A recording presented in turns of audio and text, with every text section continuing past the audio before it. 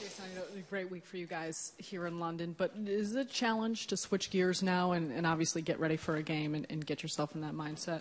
Well, I think we've talked about it, since we've been here. This is a business trip.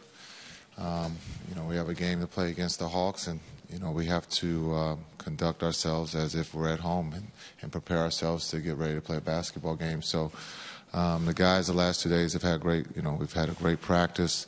I think the guys have gotten to enjoy London. The weather's been great. And so, we're looking forward to, tonight's game. That game against the Hawks not long ago was an early part of the stretch that you guys have kicked off at the start of this year.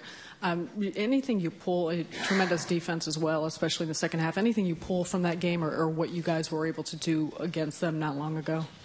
Well, they're well coached, and we have to make sure we guard the three-point line. When you talk about Corver and Teague, Williams, they got, Millsap can, stretch it too. So they got guys who can put the ball in the basket from behind the arc. So, one, we got to rebound the ball, but we have to guard the three-point line. We got to play, team defense. It's not just one guy guarding Millsap or Corver. So, it's about the team, and that's the way the guys have been playing since the new year started.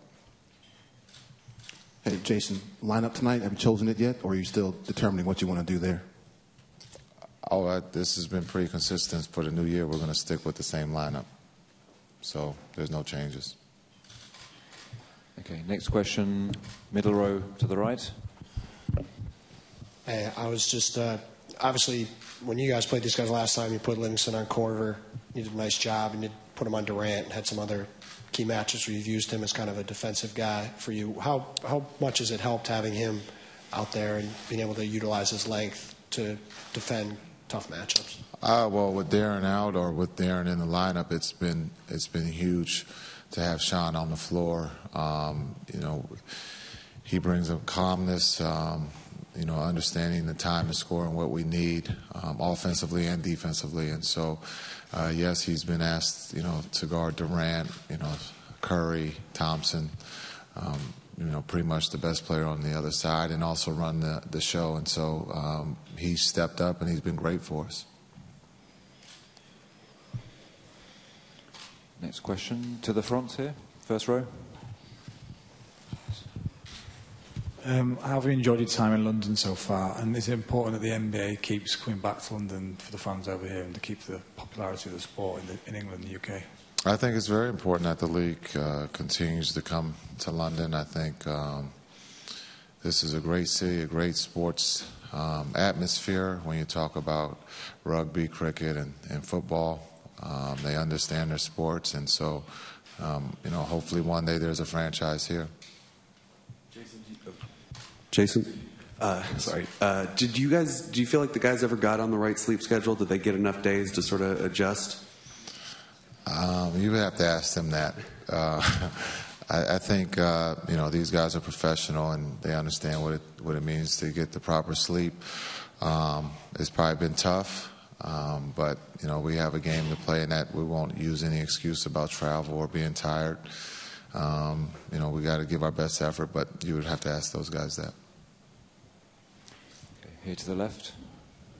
Jason, it's David Stern's last year in charge. You've played under his reign, and now you're a coach under his reign. Can you just sum up your feelings as his time as commissioner is coming to an end?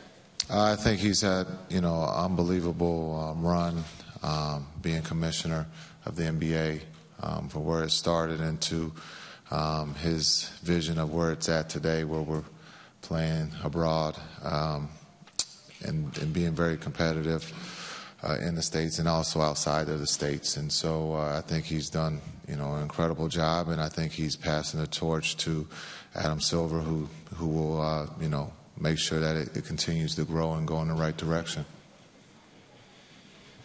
Okay, again, just blue shirt on the left.